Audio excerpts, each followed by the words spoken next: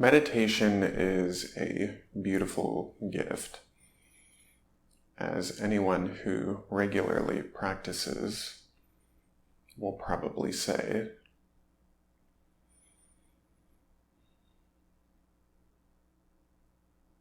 When we approach meditation in terms of the teaching of it, we can get a very unappetizing and unapproachable impression of meditation. As it's taught, we're confronted with formalities and having to do it a certain way, this way, that way.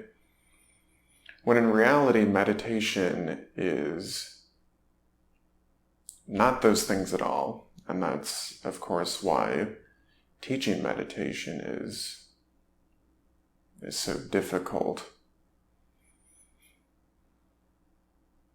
But once a person gets beyond the initial barriers, beyond the teachings, and begins to own the experience, so to speak, it becomes a very personal and deeply satisfying practice.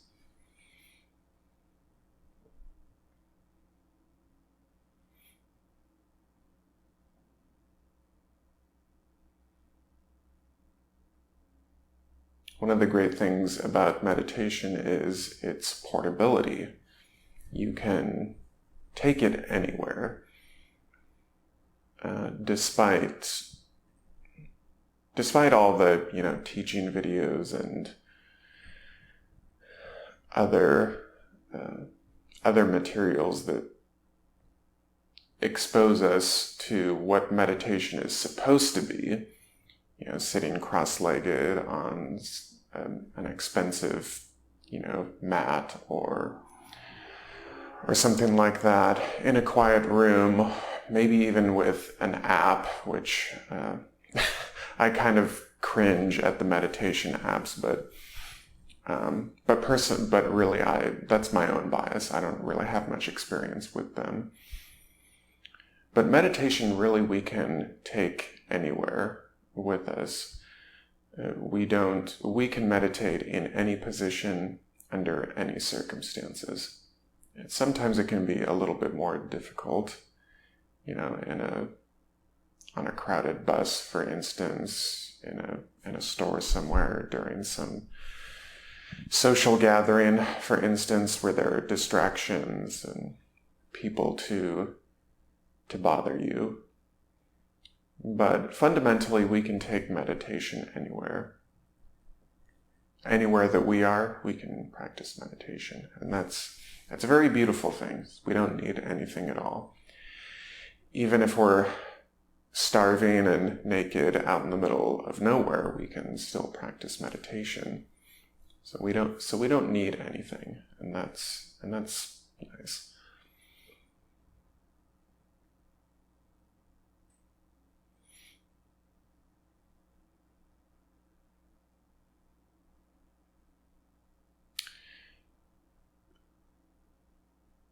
Following that thought is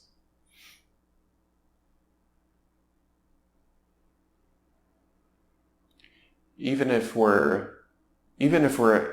meditating in non-ideal circumstances, it's still possible to have great experiences. And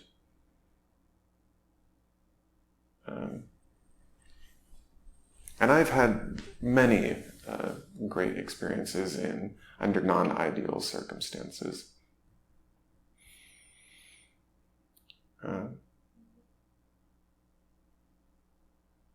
Sometimes meditation is best performed during the most unusual of circumstances. For me, I've never been one to develop a consistent pattern. Typically, the teaching is that, depending on the teaching, but and the particular practice, but a lot of teachings will say you should meditate for 15 to 20 minutes twice a day, and usually sitting down, relaxed in a quiet place where no one will bother you. For me, and I'm not sure why, it's always been difficult to get into a prescribed habit like that. Not that I meditate infrequently, that's certainly not the case, but to do it in a prescribed fashion has, I don't know, it's never really worked for me. So if it doesn't work for you, then that's not a big deal either, because it's doing it when spontaneously, when the need and the desire rises, is a perfectly valid and suitable way to go. For me, I usually begin meditating when there's an upwelling, there's a desire to meditate, to have that calm and that silence, and to get back to a place that feels much more familiar internally. And and I don't like resisting it. If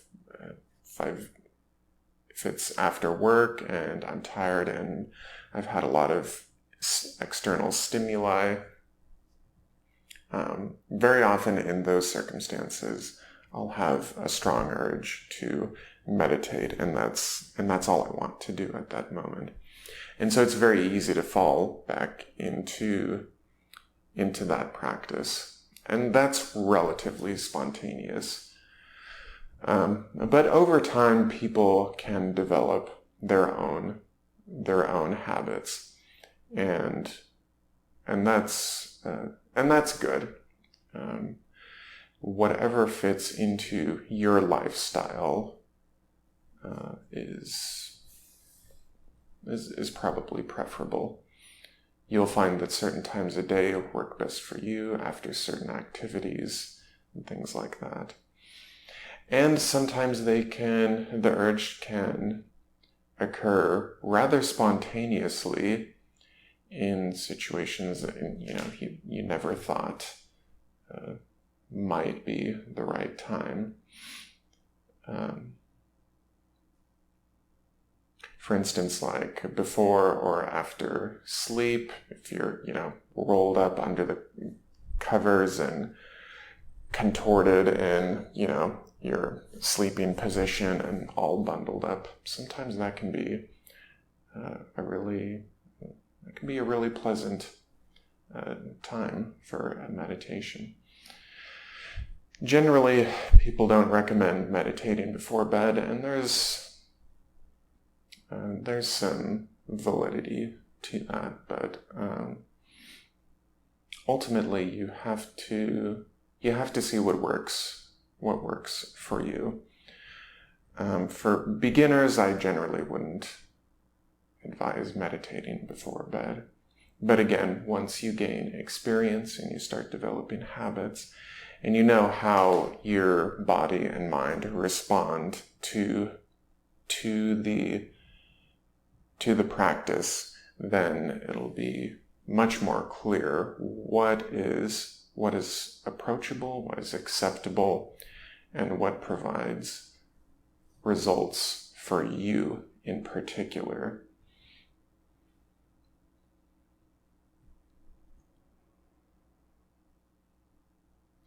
So the benefits of meditation are fairly broad.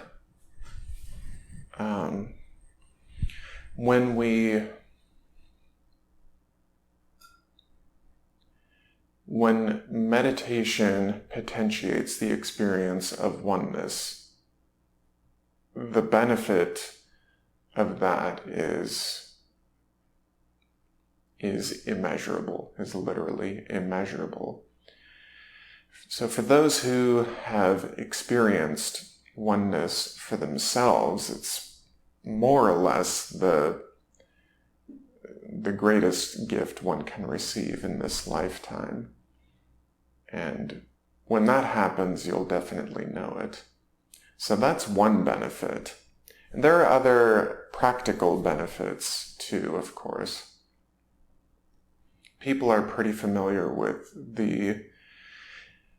the idea that meditation is good for relaxation. And that's certainly, that is definitely true. When I feel particularly stressed, a very quick meditation can do quite a lot to release the tension. It doesn't even have to take very long. You don't have to do a full 20 to 30 minutes, not at all. Especially if you're more experienced with it, and even the really short meditations can be very effective. And so that's a great benefit. So the experience, the practice is cumulative. And so the more experienced you are in meditation, the earlier in the session you'll receive the benefits. So for people who are just beginning in their path on meditation, they might, the benefits will be probably not as pronounced. If you're at the very, very beginning, the first few sessions, for some people might even be, they might leave with a mood that is even somewhat depressed, or they might leave anxious or frustrated. For some people that can happen at the very beginning.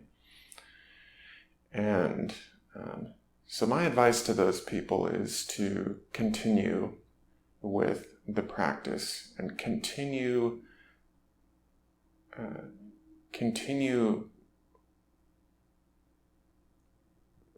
practicing with an open heart, an open mind, and stay alert to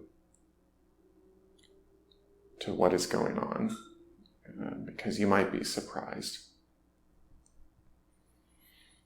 But again, the practice is cumulative. So if you've been, and for those who have been meditating for, years or decades, then you probably know what I'm talking about. So over time, a person develops what I call a groove in their consciousness, and once you develop this groove, the practice just becomes so enjoyable, because you can essentially just drop back in, and it's fairly effortless, and that creates a lot of joy in the practice.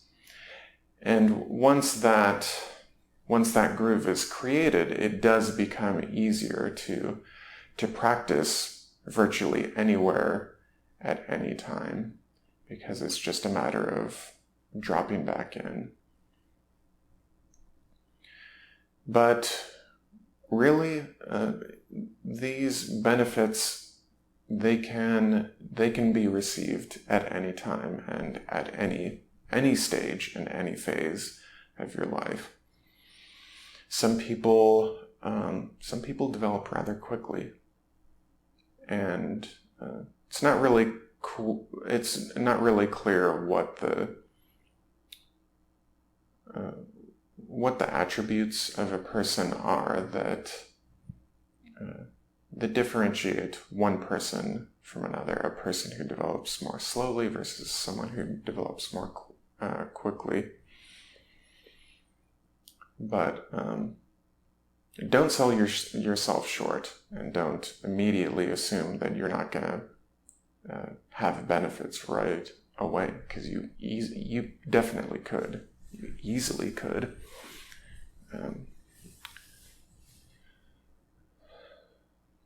There are yet more benefits, and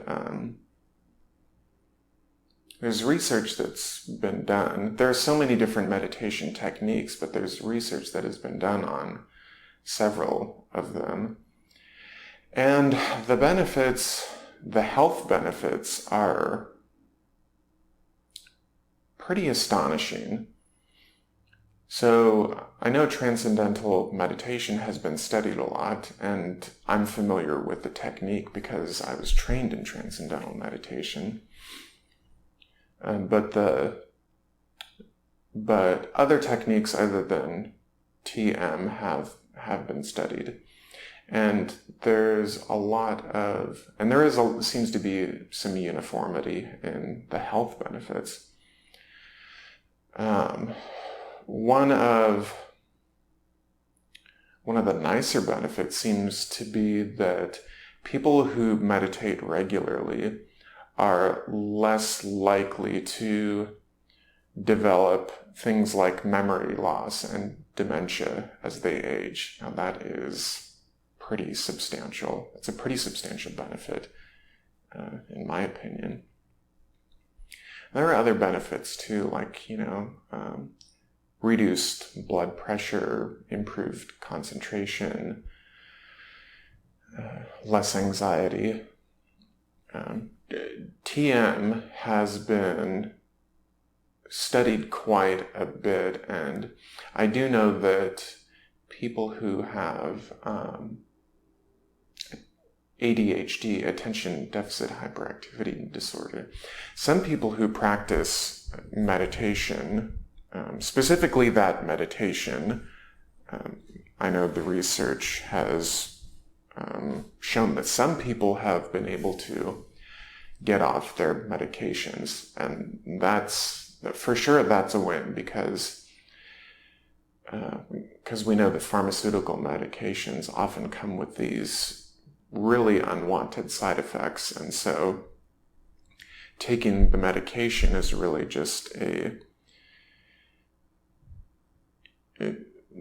you're just determining that the benefits outweigh sometimes pretty awful side effects.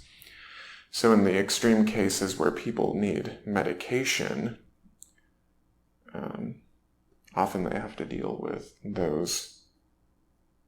the side effects of the medication. So I'm not big on medication myself. I don't like taking medication, and so maybe it's not a big surprise that I don't really like the prescription of twice a day meditation, but I don't know, I've just never really responded particularly well to medication.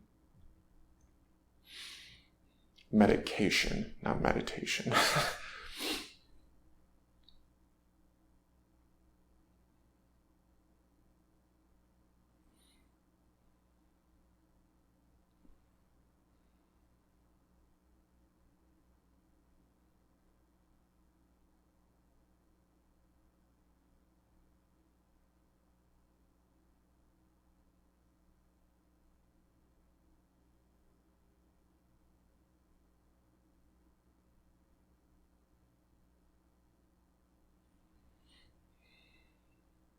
So the beauty of meditation is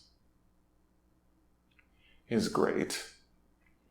If I thought it would make any difference, I would beg people to give it a shot. There are a few circumstances in which meditation isn't recommended, And that's if you're in a